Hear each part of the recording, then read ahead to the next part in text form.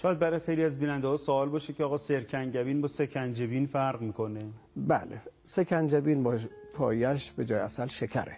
آها. انگبین یعنی عسل. انگبین اسم فارسی عسله، حالا عسل عربی است، انگبین یعنی عسل. پس سکنجبین با شکر درست میشه، اینجا با عسل درست میشه. اینجا نقش دارویی داره. سکنجبین هم مردم زمان قدیم خیلی درست میکردن، نمانش هست، همین الان هم درست میکنه. حالا سکنجبین تو بازاری خود کمتر. سرکه انگبین ما منظورمون است که اثر دارویی داشته باشه، نه فقط شربتی نوشیدن. عسلش حامله و دارو رو به عمق تن میرسونه. یک انرژی فوری زود اثر، حامل داروست، حامل غذاست، سریع الجذب، چه بزاقی چه پوستی. حتی پوستی هم عسل جذب میشه، مثل روغن که جذب میشه، عسل پوستی هم جذب میشه. راجبش مفصل صحبت کردیم.